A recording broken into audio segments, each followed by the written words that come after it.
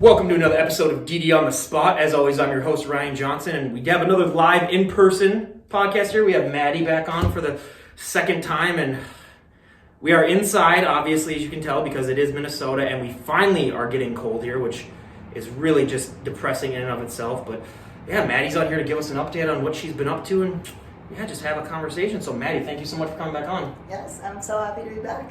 Absolutely. Well, how have you been coping with this winter? Because for anyone out here who isn't really from the area, it's been abnormally warm. I haven't been able to skate, which is really pissing me off. But how have you been dealing with this abnormally warm weather personally? I love it. This is great. The longer the snow can stay away, the better for me. I'll take this. I mean, yeah, we just have a dusting out there right now, so fingers crossed, but you probably did just jinx it for everyone. But yeah, I mean, this has been just a totally weird winter.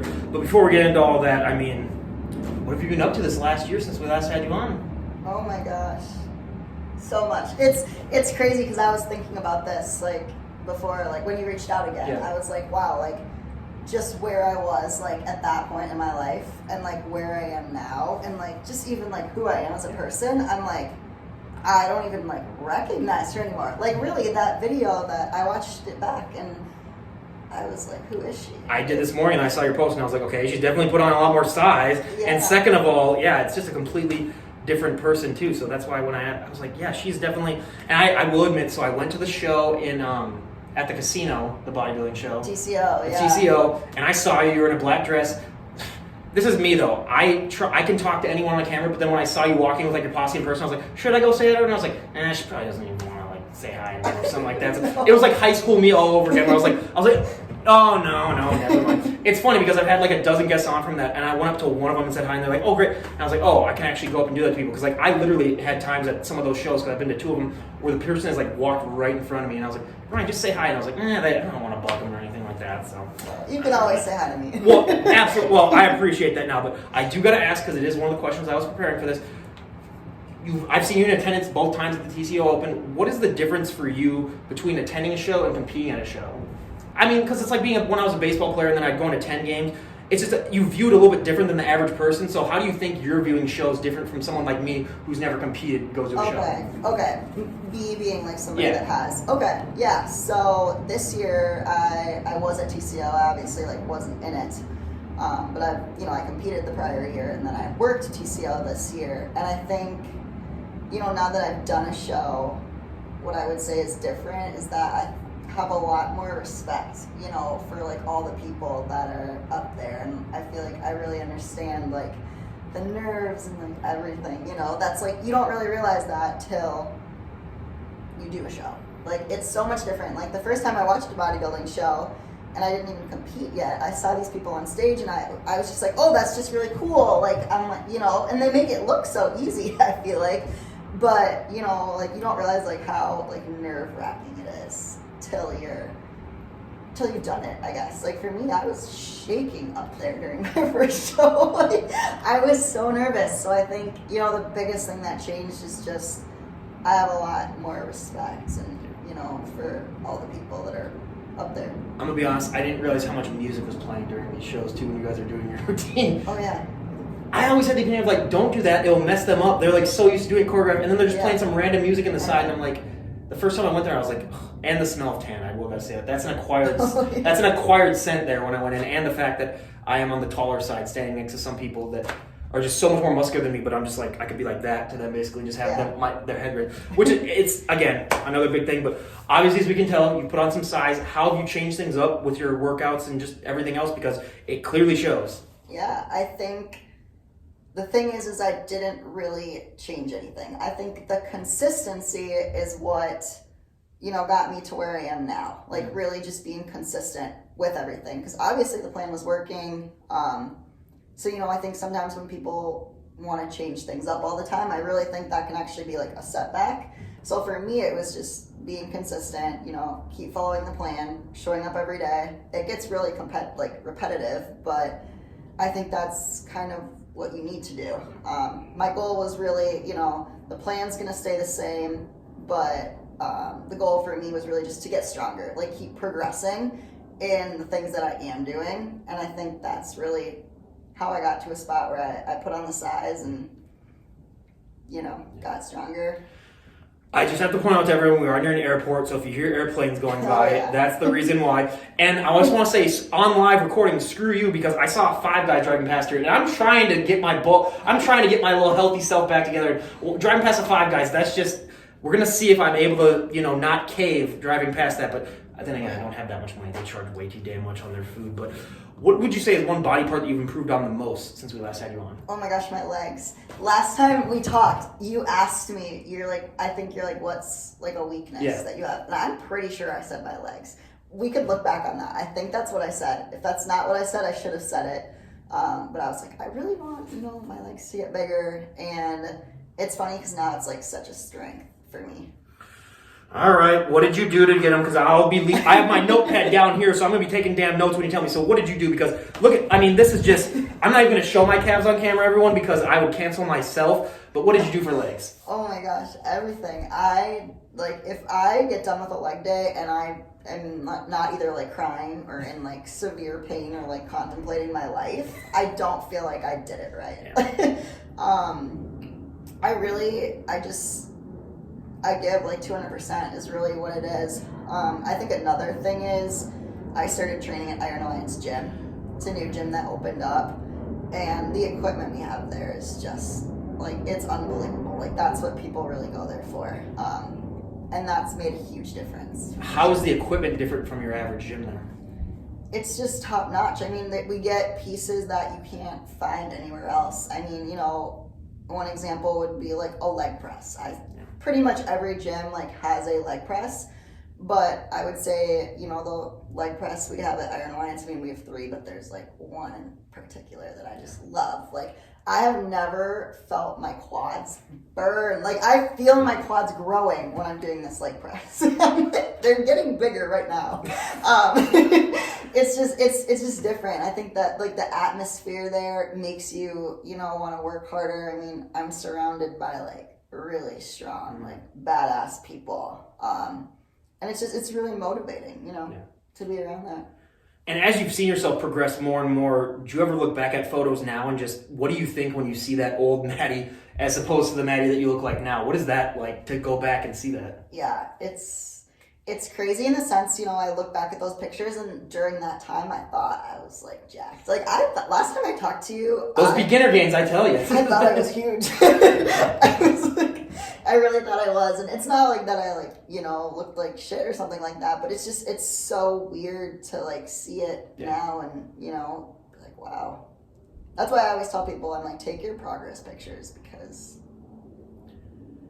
that's my biggest regret, because I was in really good shape in like my early 20s, and I didn't take any progress photos. I have like 2 photos to prove that I was somewhat in really good shape. Yeah. That's my problem, everyone. So if you are ever like that, take a damn photo every day. I don't care. Yeah. Make sure you have proof of it, because then when people call you out, I can't use the same 2 photos again to prove that I was once in tremendous shape myself. But I mean, just this whole year, everything that's been going on in the sport, what have been some of the bigger changes that you think you've seen in the industry just this last year alone? Okay, I think, here's the thing, a bigger change I've seen with bodybuilding since I've started, and maybe it's always been like this, but I've just gotten more into it and like realized it now, but I think I see a lot more people doing this.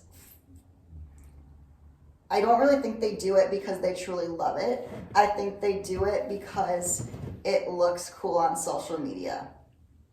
And, maybe I just haven't noticed it as much, but I feel like I see a lot of that. I see a lot of people talking about all these things they're gonna do, and like, it just seems like a lot of it is done for like clout, to be honest. It's like, do you really love the sport? Do you really love what you're doing? Or do you just love how it adds to like your Instagram page? Like how, yeah. Thank you so much for saying that. I might get a little extra loud here because I have been waiting for someone to say that. I made a poll myself where it's like, I polled like 10%, 25%, 50% of like what percentage of competitors do you think would still be competing if social media just got erased? Oh my gosh. It's like 60% of it was less than 25%. And I agree with that, because I see that all the time too, where it's like, and you can tell by the angle that some people's photos take, or just some of the photos that they take in general, where it's like, if we were to have a blackout tomorrow, you would not be at the gym. Yeah, 100%. Yeah. Have you gotten better at seeing that, or is it still one of those things where you might have to like meet someone for a while and then you're like, okay, yeah, this person's definitely just a cloud chaser? I don't know. I don't follow that many people like on social media, to be honest. But I mean, it's not really something that I think I notice it like once I get to know the person more, and once I hear about, you know, specific things that like they're doing in their prep and, you know, stuff like that. I mean, you can just pick up on the vibe, you know, like, you know, it's the people that are really like every week getting on there and like talking about all the things they're going to do, but it's like then, you know, you get to know them in real life, and I'm like, you're not doing any of that. Like, it's not real, and it just, that it kind of bothers me a little bit. A little bit. Like, just be you. Like, I don't know. You're not the one that's talked to hundreds of them, and then you realize that, yeah, like half of them, you're just like, I can guarantee you it's just, and I can only tell within like 10 minutes of a conversation with someone. My first conversation with you, I could tell it wasn't the case, because I was like, okay, this is a true psychopath who actually likes bodybuilding and like enjoys the gym and everything. But yeah, it's definitely something that needs to be discussed, because too many people too.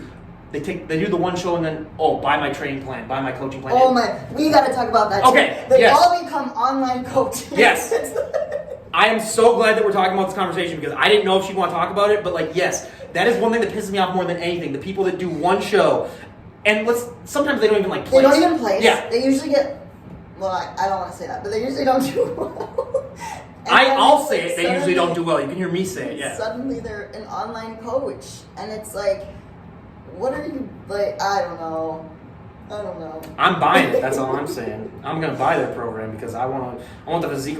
But yeah, that's the thing that pisses me off most, where it's like the people that are still coached by like 3 different people think that they can be a coach then. It's like, why don't I just hire your coaches then? Exactly. To be my coach. Yeah. But I know some of the top pros have coaches and stuff, so I'm fine with that, but it's like, you have to have a little bit of credit in you. I mean, like, let's be honest. That's just really how it goes. But let's also be honest too. I said this the last time. I'm going to ask you again. You're not the average looking woman. If you're dressed the way you are right now, which I told her to please go sleeveless so I can get some motivation for my arm day tomorrow. But like, how do you deal with the attention that you get, being that like you're not the average looking woman?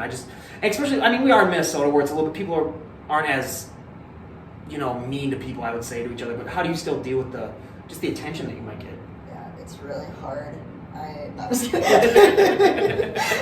we were gonna have an emotional breakdown here or something like that. And I'm like, oh, okay. No, I mean, it's not like I, you know, like walk into like a room and everyone's like, oh my gosh, like, you know. Hey everybody, how's it going? Yeah. It's not. I think I spend a majority of my time like at the gym. Like that's, you know, where I work. Most of the people at that gym are like, they are bigger than me. Like I feel like I'm one of like, I mean, I'm not going to say like I'm small, but like I feel like I'm a smaller person almost, like for the gym. She's a twig, everyone. For the gym that I'm at. But every now and then, like it's funny, like I'll walk into like Panda Express, which is like right next to me. I love Panda Express. I feel like every time I go there, the workers are always like, wow, like what's your workout routine? Like how much do you bench? Like, you know, you get like questions like that. It's funny, like it's always positive. It's never, you know, like anything negative, but it's not like it happens all the time, you know? Oh my God. I can't believe I'm gonna have to admit this, but you mentioned that Panda Express. I actually got broken up by that Panda Express probably like 7 years ago. What do you mean? You got broken up? I got broken up. My girlfriend broke up with me at that Panda Express. Yeah. While we were eating. So the moment that I drove past, because I like when you messaged me where you live, I was like, okay, I kind of know that area. And then as soon as I saw the Panda Express, I was like, oh, we're here. And then so literally when you brought up Panda Express, I was like, okay, now I got to tell the story, because you're going to see the reaction on my face just drop when you mentioned Panda Express. But no, I found it hilarious. I was like, okay, this is great material if I ever want to be a stand-up or anything like that. Because like I still had to drive her home afterwards because because we drove together there. So she broke up with me and then I still had to drive her home after that. I will never look at that Panda Express the same now. I will always think just don't eat the chicken teriyaki, because that's what she was eating, everyone. So, you know. Get the orange chicken. Get the orange chicken. Yeah, too. So, again, this is why I like to do the in-person stuff, because I can actually tell stories like that without any of this, you know, coming to be. But the whole Minnesota gym scene has always fascinated me, because we don't have as many bodybuilders really per capita as a lot of other places like your Ohio's, your Florida's, your California's. Mm-hmm. What is the gym scene in Minnesota really like to you? Man, I think it's really changed since I've started training out of the gym that I'm at now, Iron Alliance. I think there's a huge sense of community at the place that I'm at, and it's probably the best environment I've ever been in. I mean, there's just so much support there, like really. And I think everyone is just so encouraging. Everybody that's there, you know, we all want to do well ourselves, but we all want to watch each other win as well. And I think it's just so, it makes it so different, you know, to be in a place like that. Yeah. Whereas I'm the guy where I'm at the gym, stay the hell away from me, don't even look at me. Yeah. Let me do, and that was the thing. My roommate in college wanted to work out together, and we lasted about 5 training sessions. And I told him, I was like, look, I like you, but this is my time where I can declutter and not be so out there where I can just relax. So there's always the two sides to that story. I'm definitely that one side, but what are your plans coming up for this year? I mean, we are recording this just after New Year's, and we're going to talk about those damn resolutioners soon, everyone. But what are your plans for this year?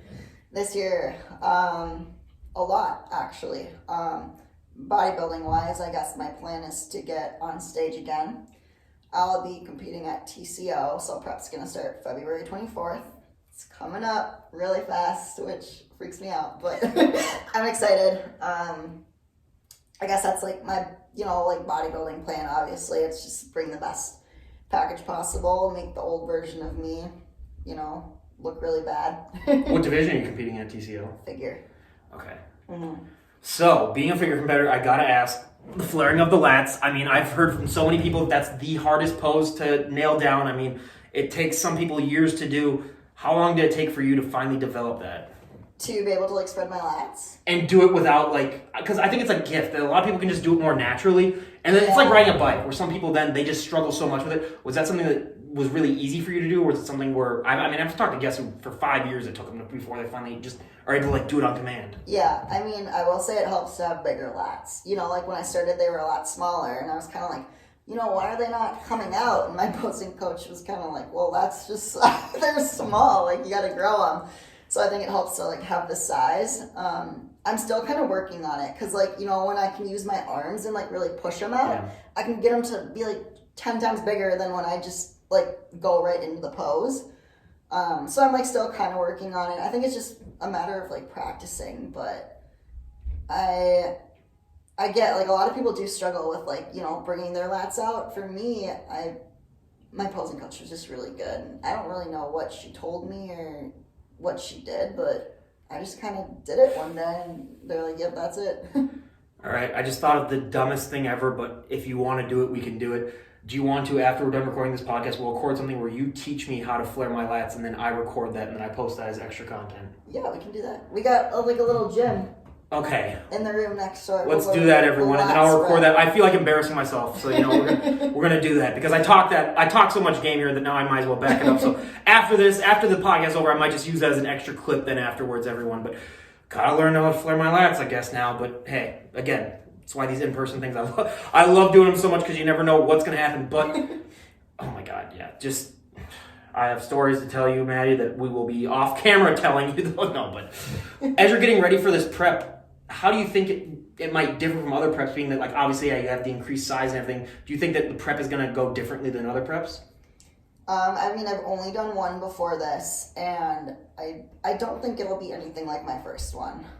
My first one, I really didn't know what was going to happen, how things were going to go. Like, I've never done it before. I just kind of week by week, you know, went through, and whatever my coach said to do, I was like, okay, like, no questions asked. I'm just going to do it. Like, I fully trust you, and he did a great job with me. So, yeah, I think the biggest difference is now I'm kind of going to sort of know, like, how this prep is going to go and, like, what's going to happen, how I'm going to feel.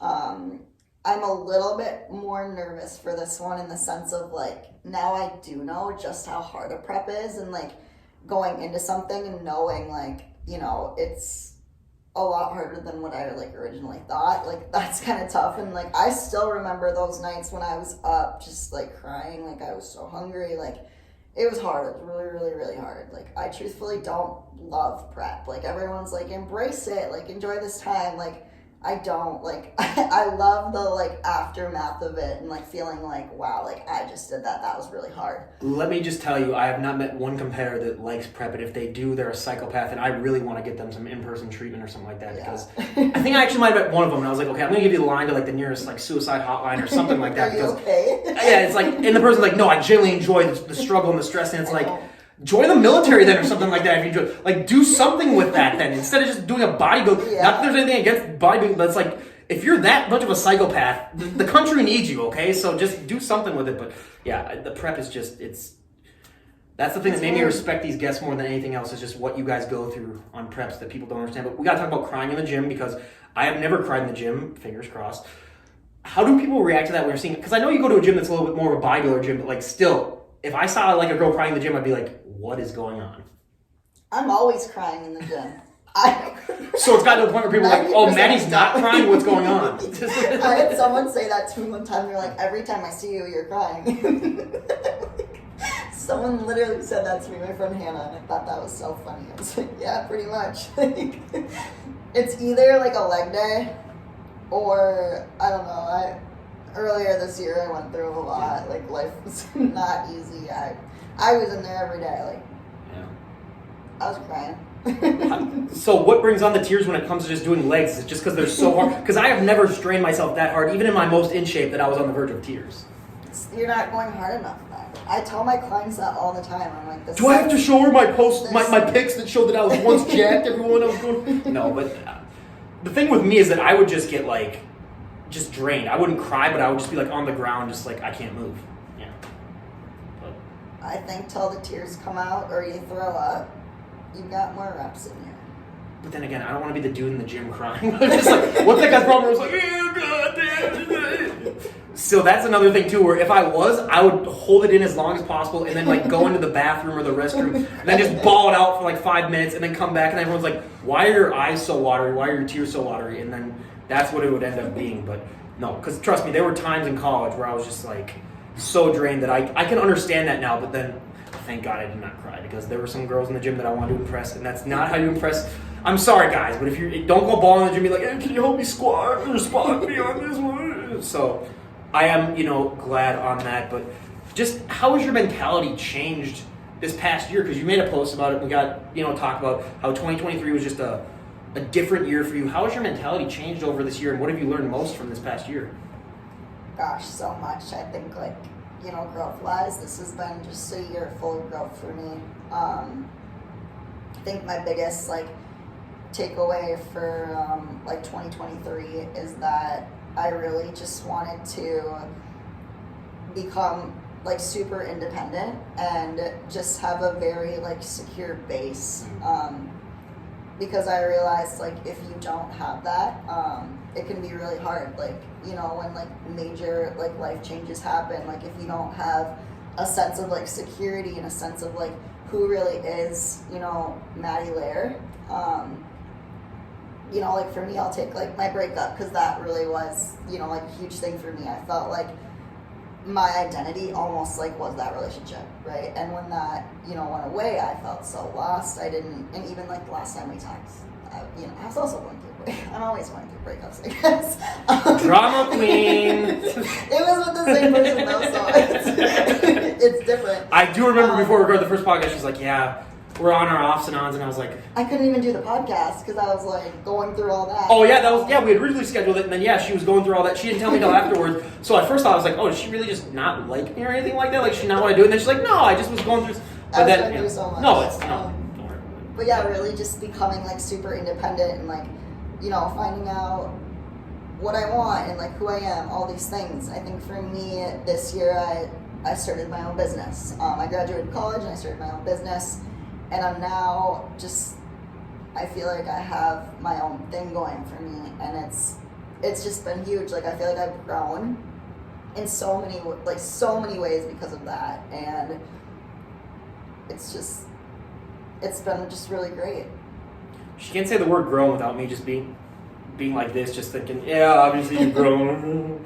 People use grown so much more literally. Internally, I feel like the way I've grown on the inside is it's so much even bigger than like, you know, all the... Your heart is your strongest muscle. Hey, technically it is. So I guess, you know, I'm right there. But we have to talk about the scum of the earth. I took it off long enough, but New Year's resolutioners.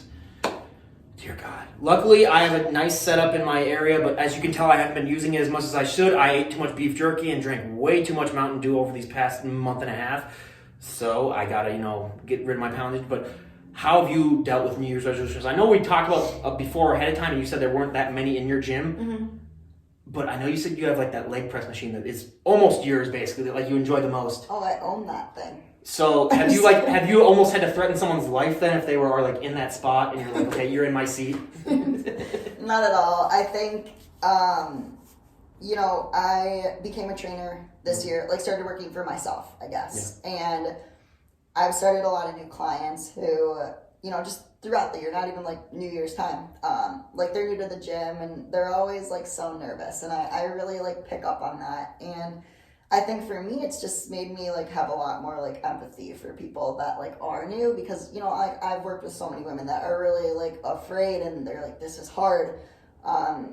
So, you know, I think if there are like new people at the gym, like just treat them well because it's a hard thing for people. And I didn't even really know that like till I started working with people and like really like saw and like understood their fear. Again, I am far too Minnesotan to ever be mean to anyone at a gym, so deep down I'll just be like, oh God. I do not see you being mean to anyone. Oh my God. It's not.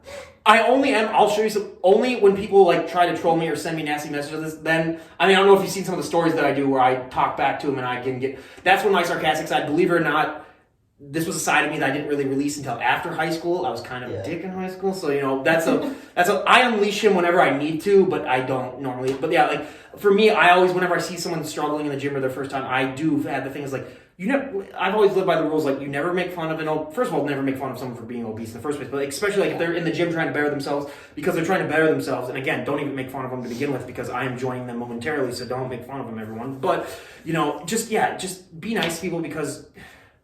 Why wouldn't you be? That to me, again, coming from a guy that for a time I wasn't really a nice guy, but I understand why, but it was a lot of insecurities for me, as you could tell. That's why I do a podcast when I talk to bodybuilders, some of the most insecure people on the planet. Yeah. But yeah, it's just, but yeah, with all these New Year's resolutioners, again, they'll weed themselves out. If you really hate them that much, just wait 2 or 3 weeks. Half of them will be done. That's why I'm not even starting until February 1st is my first day when I go back to the actual gyms, because then by then, you know, they'll all be gone, you know, most of the time anyway. But the mental side of the sport, like we were talking about before, is so extreme and it's filled with so many insecurities, like body dysmorphia. Like when I look at someone like you, I'm like, okay, this person has everything together. This person is a freaking beast.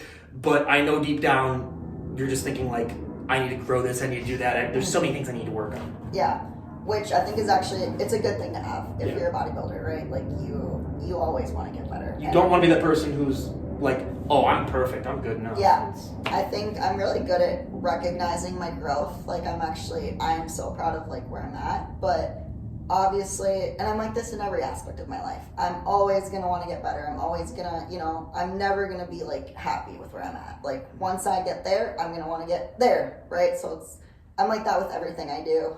So for me, it's really just looking back at, you know, where I started. And then it makes it a lot easier to kind of like just be proud of like where you're at and just know that like if I keep doing this in a year from now, I'm going to now look at where I am now and be like, oh my gosh, I've grown again.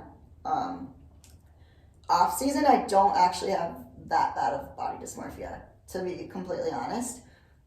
It's way worse in prep, which is crazy. It's like the more shredded I get, the less carbs I eat, the more like delusional I become, and that's really when I like struggle with body dysmorphia. It's not even in my off season. Like I'm fine. I'm chilling. I mean, right now I think I'm getting to a point where I'm kind of like, okay, like we're really pushing the food. Like I sometimes look at myself and I'm like, okay, like. I'm big. What a fat pig, Jesus. You look like shit. No. Oh, you go up to your roommates and be like, God, look at all these rolls. And they're like, what are you talking about? That's muscle, Maddie. Yeah, but I mean, I know prep's like right around the corner and like the way I look right now, like I'm in a good spot. Like you kind of got to be a little bit uncomfortable in certain times because it's just going to make the cut that much better. Did you enjoy yourself over Christmas at least? Did you at least allow yourself to not pig out, but enjoy yourself? 100%. Yeah. I mean, I tracked everything. Like I brought that's just how I am. I brought my parents are supportive of it. Like nobody cares. I just went to my mom. Oh, they definitely talk shit behind your back. Probably. They probably did. But we had, what did we have for dinner? We had like crab legs for dinner. Like just protein. Christmas Eve? Yeah. We do the same thing. Oh, really? You're the only other person I've ever met that does crab legs on Christmas Eve. That's the move. It's a Catholic thing. That's what my parents said. Really? But my mom's Catholic, but my dad isn't. We're all Lutheran now. But yeah, they do that. So crab legs. But I've never eaten the crab legs. Why? I'm a picky eater. You don't like them? Never even tried them. I feel like you're missing out. I know, but there's plenty. For me, like, it starts with any seafood. We're going to get into a little tangent here, a quick tangent. With seafood, when you look at, like, seafood kind of ruined me because, like, with shrimp, when you see that they have a little bit of crap still in them sometimes. What? When they're not cleaned out. What kind of shrimp are you eating? Where they have a little bit of brown, like, on the inside? You've never had that happen to you? No. I'm going to call my parents. I'm calling my parents after we're done recording this thing, and I'm going to give them an earful then. If they're but yeah, some of them, I guess they're not cleaned out or whatever, but they just have a little bit of brown still in them. We're not even going to discuss it anymore, okay? Because I've already embarrassed myself enough on this podcast. So the fact that I have been sometimes eating tuna or shrimp with a little bit of turds in them, No. I should be on Jackass right now, everyone. So yeah, crab legs. Let's talk all about. No, I'm just kidding, but no. So we're gonna change topic now because, dear God, I'm gonna start to sweat right now because this is the only time I've been flabbergasted ever doing this podcast here. But no, so. I'm really happy that I brought up Christmas food, everyone. So there's that. You know, God, she's gonna have a six pack by the time we're done with this from all the laughing. So, I just I want to know where you get your seafood. Maybe we just eat it like right out of the ocean. But I feel like I've seen this. My parents are not that trashy. Okay, they're not just going to the Pacific Ocean and then just get. My family gets ours at Sam's Club. That's probably. And I promise there's not any crap. They're very clean. So maybe just either that or my parents are putting the biggest joke ever on me and they just put like brown stuff in it and made it seem like it is. Maybe it's like stew or something. But okay, so I'm gonna have to have an update on the podcast afterwards how this went because this is distressing me more than it should, honestly. But I mean, as you are getting closer to a prep, at what point in your prep do you think that you look the best? Because I love asking this question because it's a question that I didn't ask normally to a lot of first-time guests. Is some people are shocked to hear this, and I was too, that a lot of times people, like, when they're like 4 or 6 weeks out, that's when they think that they look the best, or some people, like, they like that a week post-show look. But where do you think in your prep do you look in the mirror and say, like, I look at my best, or I'm most comfortable with this look? I would say I don't think I could answer that from like when I was in prep, but yeah. I could say looking back at photos now, I would probably say like the 4 to 6 week mark, just because I think towards the end you get a little bit more like depleted, which you're supposed to, you know, before you like load up on carbs again. So I would probably say like 4 to 6 weeks looking back at photos. I'm like, wow, like I looked really good there. But in the moment, I did not think so. In the moment, I was like, I'm huge because I have these like abs. Like I'm but this is like a real thing. Like I really thought I was like, I wasn't lean enough. Like I never thought I was lean enough. Can I just say, from having to stare at her for like the last 40 minutes, the fact that you aren't a natural blonde and I was tricked the first time that you came on. Oh. when I realized, like, wait, she's not. Yeah, I thought she was a blonde. Yeah. That explained her ditziness. No, I'm just kidding. But no, then when I saw you now, I was like, oh wait, she's not a natural blonde. So. I know. I changed my hair color because I'm gonna do blue bikini for my next show, and I think blue looks better with brown hair. Debatable. We'll see. We'll see how this goes. I mean, I will be at that show too, so I'll be TCO. Yeah, I'll be at the TCO. Oh my gosh, yes. One thing that I love to talk about now is coaches, because we discussed this before with how everyone thinks they can do the one show thing and then I'm a great coach and I'll give you advice. But when it comes to finding your coach, how did you find this guy, and what in your opinion makes a coach a good coach? Because it does differ from person to person. You know, some people want a little bit more the drill sergeant, other people want the little bit more caring person. And to me, it differs from individual, but in your own personal case, what in your mind makes a coach a good coach?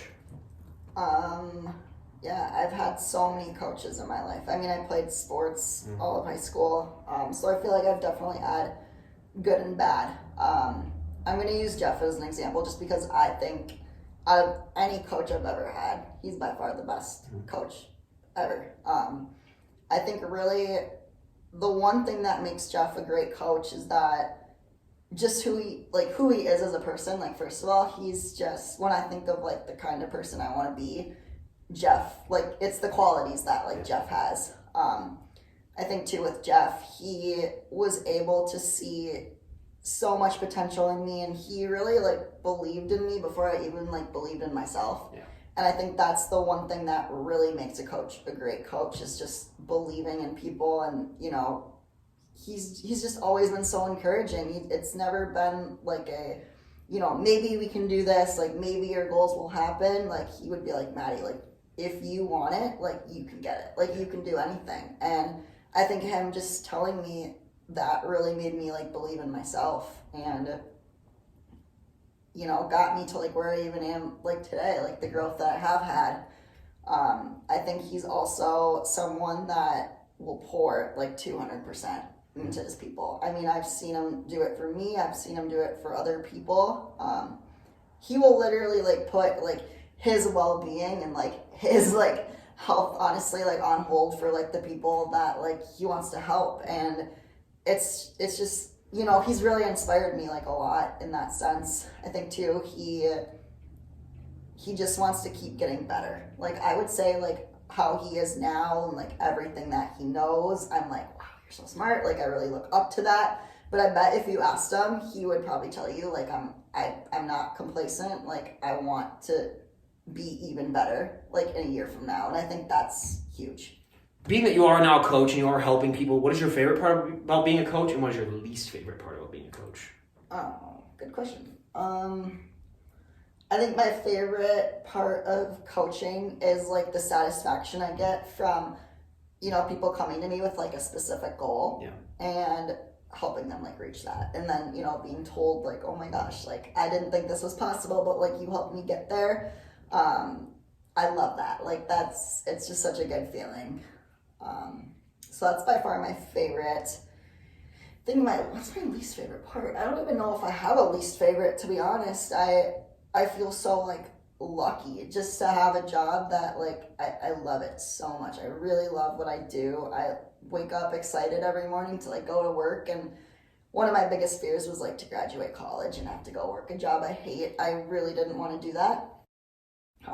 It is a grind, like starting, you know, up my own business. I think maybe that's the part it's not that I don't like it, but it's hard, you know. I think there's a lot of pressure that comes with it. You know, you don't get that automatic paycheck every 2 weeks, but it's not like I don't like that, because, you know, there's potential to do really well.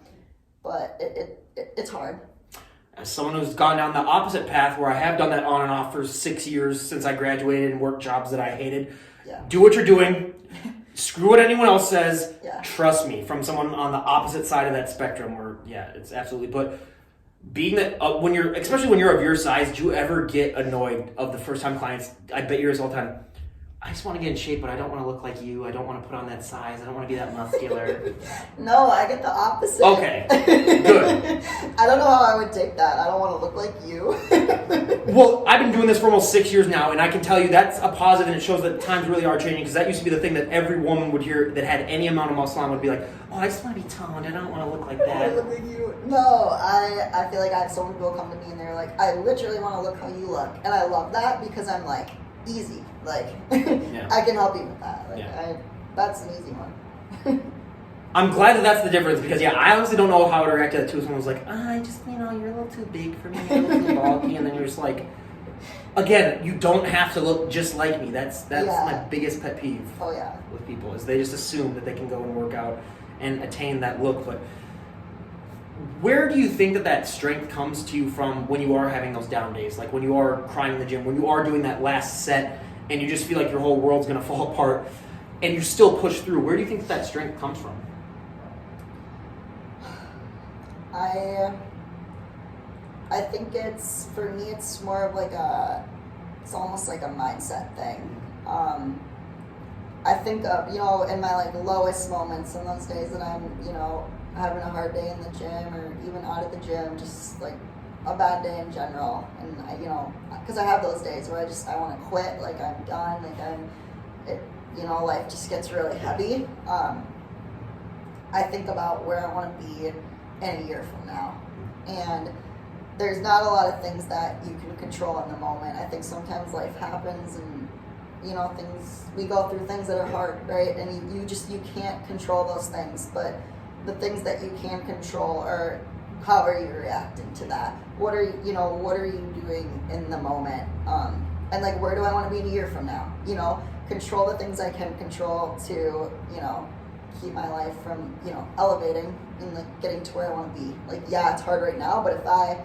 you know, skip out on my workouts for the next week, like that's only going to make everything worse, right? Yeah. Like, yeah, it's hard to get in there and to get the workout done, but like you keep showing up and you keep doing it, because the person that you're going to be in a year from now, they're going to thank you for that, you know?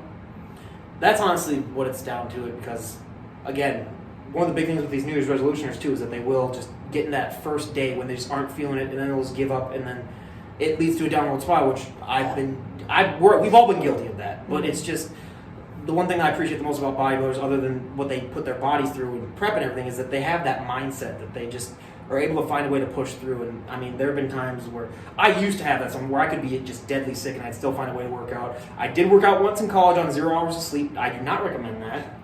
Good God, that was horrible, but I got about 3/4 of the way done, and then I was like, okay, I can't do this. I was doing those pec flies, and then I was like, okay, I can't do this anymore. Falling asleep on the pec fly. Not that I was falling asleep, it was just like I couldn't concentrate. Like, yeah. You were just like, oh my God. But hey, you know, I gave it the good old college try now, but how's your life been like now post college? Or I was gonna say you just graduated recently, because I was gonna say like how's it different, but it hasn't been that long a period of time. But yeah. What's the real world been like, I guess, in the first few weeks that you've been in it? I think even when I was in college, you know, I was kind of doing all the things that I'm doing right now. I wouldn't ever say I was like a normal college student, you know. I really wasn't. And I mostly did that because I wanted to set myself up for success, like, while I'm in college, so that when I graduated, I wasn't like, okay, like, let's get my life together now. like, Guilty. I've seen people do that, and I'm like, how, like, that seems so stressful to me. I was like, nope, not doing that. So I think it's been pretty similar for me. I mean, my life has been pretty similar, like, in a lot of ways. As much as it is different, it's kind of been similar for probably the past year-ish, ever since I started, you know, working at Iron Alliance.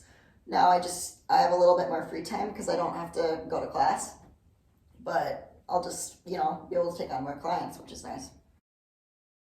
Yeah, I mean, I guess, you know, we do meet some of those people in college that are like you, or yeah, they're basically like, and I say people because like I was the guy where I wasn't out of control, but I didn't know what I was going to do after. Like, I was just like, I'm going to enjoy every last day. I was that, like, Billy Madison, like, stay here as long as you can, basically, kind of thing. But, so, yeah, coming from that, and then I remember I dealt with people, like, had everything planned out, and I was like, I wish I was like that, but I don't have that in me. I didn't have that in me at the moment. And I learned really hard, like, the first few months afterwards, when I was like, I don't want to live with my parents for forever. So, you know, I definitely do got to find a way. We got to talk about the big elephant in the room. I was going to hold it as long as I could. What do you train for your arms? Because, like you said, you were mirroring her before. What do you do for that? Because I'm training arms tomorrow, and I told her, please go sleeveless because I need that motivation. And just looking at her when she was sitting in the room when I was driving past, I was like, Ryan, you made the bad mistake of telling her to go sleeveless. Like, this is ridiculous. So, what do you do for arms? I literally do like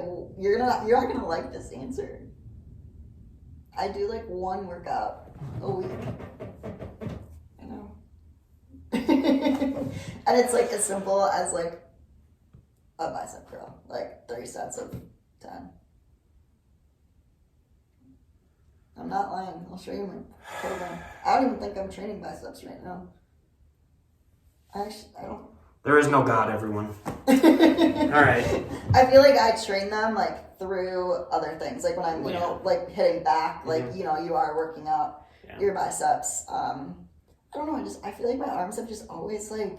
I think it's like a genetic thing. But you know what? On the other hand, like my lats like really struggle to grow. So it's like we all have, you know, the things that... Well, I remember in our first podcast, you said the arms were the first thing to take off for you. Yeah.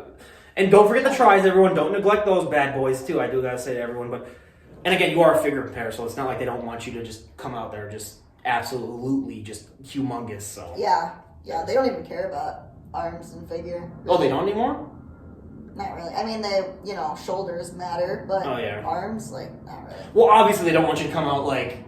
You can't have, like, noodle arms, but yeah. you can't have, like... You can't have, like, Andrea Shaw, like, just, hey guys, how's it going? So, yeah, because I have met some people that, like, they do reach that limit where it's like, I cannot even look at a dumbbell anymore because I need to stay at a size, otherwise I'm going to have to move up to physique. Yeah, which I would not want to go there. Well, the only positive of that is that you don't have to wear those high heels.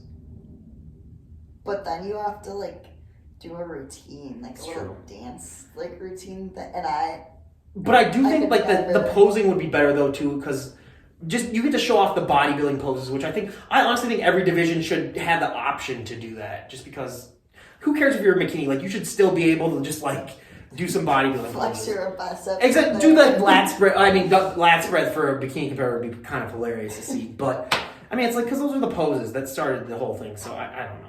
Yeah. And how do you think you're going to react to being on stage this season now that you've already done it? Do you think it's going to be maybe a little bit less nerve-wracking, or do you think on the opposite, because like you said, you have such big expectations for yourself, do you think it might actually be a little even more nervous?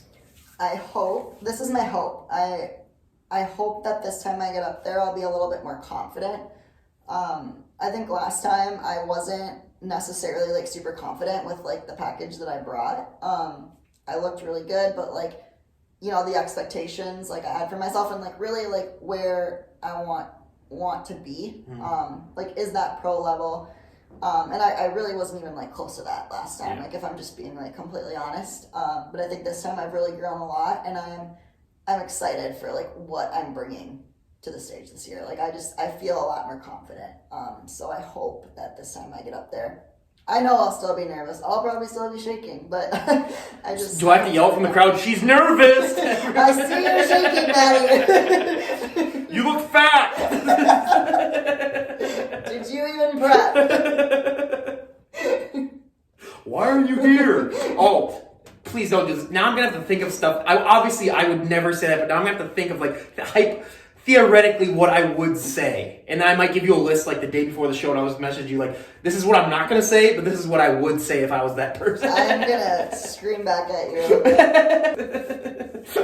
Oh, no. But no, it's stepping on that stage. I have done one event myself. There was a man pageant where we did like a little skit thing on stage in front of everyone, and that's the only time I've ever like been on stage as opposed to like just being out in a field, being a pitcher, basketball, but it is definitely a different feel, and unless you experience it, it's almost impossible to explain to people. So it's just another one of the little things that happen in this lifestyle that people just don't understand. But yeah, it's scary. You're like half naked, and someone's like literally judging your body. And like, your parents are there too. Yeah, they're watching.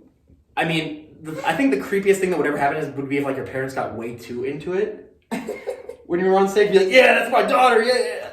That would be the worst. Like, that's the thing. Like, you gotta be like humble, and you just gotta be like, yeah, good job on stage. But if I see a parent that's just like way too in, it's like, dude, that's your daughter. They can be enthusiastic, but like if they're like, look at those lines in her hamstrings and stuff like that, then you're like, it's a bit much. What are you doing, dude? Like, and I've heard that before when I was there at the TCO, and I think they were the parents because afterwards they were like kissing each other on the cheek and stuff, and it looked like they're talking. So I was like, I almost want to go up to them and be like, "What is wrong with you?" Like, there's a point of being enthusiastic where you're just like, "Okay, what's going on in that family there?" So there's that whole thing. What's going on in that family?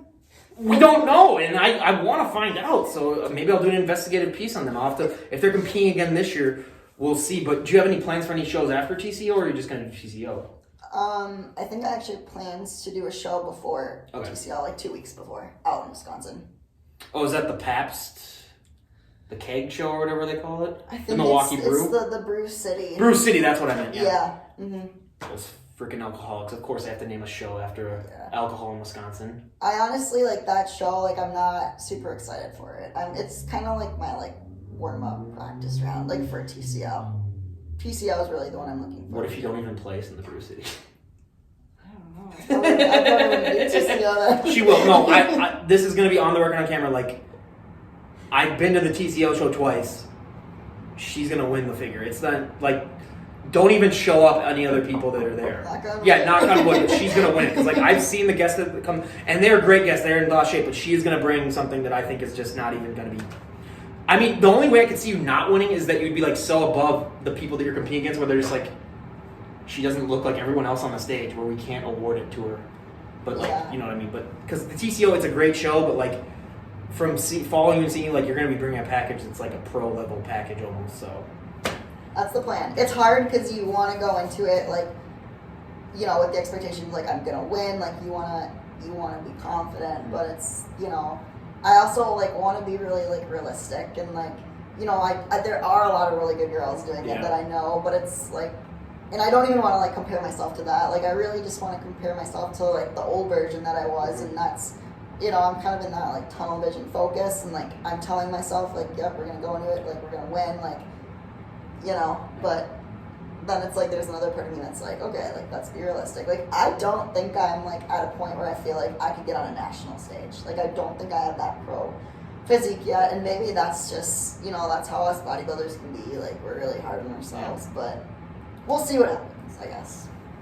As you've, you know, done this for a few years, have you gotten less hard on yourself or found ways to not be so hard on yourself, or has it gone the opposite way? I would say bodybuilding wise, I've gotten less hard on myself, but it's interesting because in other aspects of my life, I feel like I've gotten harder on myself. Yeah. But bodybuilding wise, I think I've gotten less hard for sure. Which is good because, again, I could tell you 1,000 stories here, but as we get close to wrapping things up here, I asked you this question last time, and I asked it to every single guest, no matter if I've had one a billion times. You could change one thing about the sport of bodybuilding, and everyone would go along with it. What would be one thing that you'd like to see changed? I would say one thing I would probably like to see changed. This is okay. I'll tell you a little story here because like this story time. So you asked me this last time, and I gave you my answer. And then my dad watched the podcast, and he was like, "I'm surprised that you gave the answer you did." And he's like, "I thought you would say this," and I think he's right. And this is what I'm going to say this time. The thing that I would like to change would probably be some of the posing. Actually, kind of what we talked about earlier. Like, I think it would be so cool to like be able to like stand up there and like hit like a bicep flex for like my individual routine or something like that. But you can't really do that. Like, you kind of have to do the specific poses. And I mean, it's not that I don't like the figure poses, but like I feel like I sometimes like pose myself in other ways where I feel like I look better and, you know, stuff like that. So I kind of wish there was like a little bit more like flexibility with it, like that. Yeah. You know, I do, because like some people are just genetic freaks in some areas where they can't show it off really, and it's like, it's just, that's why I would agree. Like, even individual rounds, like it doesn't even have to, you can still do your basic poses obviously for like figure, but they should be able to include some, they just have the announcers be like, hey, just do a random pose that you want to do or something like that. Do whatever you want. Like, I made my individual routine, and I got like the feedback on it from my posing coach, because I mean, she knows like what they're looking for. Like, she's great, and she was kind of like, you know, like, we need to make this look more like feminine and like a little bit like less masculine. And I was like, dang it, like I really love this. Like, I wish I could just go up there and do that, but it's hard because, you know, you kind of gotta stay in the whatever they're like looking for.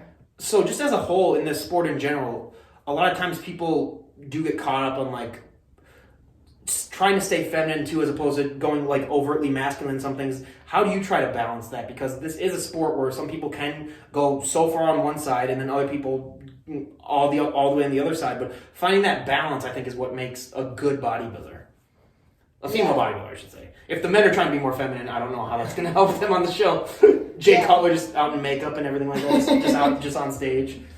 Yeah, I mean, I think I'm really strong. I would say I have a lot of muscle, but like I don't feel like I look masculine. And I think part of it is too kind of like picking the division like you want to be in. You know, like I feel like the division's kind of like, it like starts here and there's like levels to it, right? Like bikini's one thing, and then like women's bodybuilding is like another thing. And I feel like I'm kind of somewhere like in the middle where it's like I am strong, I have a lot of muscle, but like I still look like a girl. Like, you know, like I don't feel like figure is like too big or like too small. Like I like where I'm at, I guess. And I think it's an opinion thing. Like, kind of look like Arnold Schwarzenegger. But you know what I mean? Some people do think that. Like I get, like, you know, TikTok is like the place, like I'll get comments like, she looks like a transgender, like, is she a guy? Like, you know. So I can confirm she is a man. We totally talked about that before on the podcast. Everyone. I totally am. But, you know, I think it's a huge opinion thing, right? Like, how do you deal with those type of comments? Because for me, I would shut off social media. I get a slimmer of it where some people, if I make a post like saying like, oh, I had so-and-so on the podcast and I'll share their photos, some people think that I'm them, so then I get like 1% of what that person normally gets probably on a database. And I had times where I was like, I gotta stop doing this because I can't do this. How do you deal with all those comments that you get? Not even the negative ones, even the positive ones, but the people that go way too far with it and you're like, okay, I need to hire a bodyguard. Yeah, probably should. She lives on 13 Drury Lane, everyone. Oh yeah, they're gonna find the Panda Express. I think it was Oriental Express, everyone, we lied. I think a lot of it is like, at the end of the day, like, you just need to be happy, like, with yourself. Like, I think if you can look at yourself and like, in every aspect of your life, not even just how you look, but like who you are. Like, if you're happy and you're secure and like you're content with who you are, it doesn't matter what anyone else thinks. Because like, I know who I am. Like, I know, you know, I know more than what some random person on the internet thinks. And if they want to think that, like, they can think that. Absolutely. That's fine. And when we do have you on here, what's one area of your physique that you wish to have improved on the most? That I wish to have? Yeah. In a year, one body part, when I ask you the same question, do you want to say, I improved on this the most? Yeah. Probably my back. Yeah. I think my lats are still... That's the only area where I could take off my shirt right now and I would look like I was in really great shape. That's my back. It's a curse, but like that's the only... Oh my God. You can compete in figure. You can do TCO. I would be like 6'7" in those high heels, so that would be quite the sight to see. It's 2024. I feel like it's gonna happen. You're gonna see a guy in a bikini up there.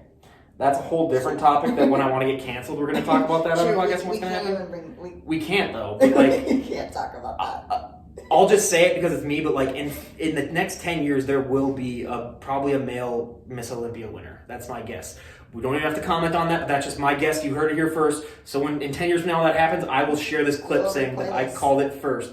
But again, Maddie, it was so great to have you on. We ended it really interesting, but again, a very interesting episode. I'm so glad that we did this, and I love this in-person thing. It's so much more easier. The only thing I hate about it is that I gotta look at her for like 45 minutes to half an hour. Not in a bad way, but like I just gotta be like, that sounds horrible. No, it doesn't. I meant like I gotta look at her and be like, Ryan, now I'm gonna go home and look at myself in the mirror and be like, what are you doing there? So again, before I just start crying, I might even cry right now on this podcast first because I am so far behind. I gotta catch up, but you know, hey, we'll see what happens. But again, Maddie, thank you so much for coming on and sharing your journey. I really appreciate it. Yes, thanks for having me. All right, everyone. This is Ryan Johnson, DD on the Spot, signing off. Have a great day, everyone.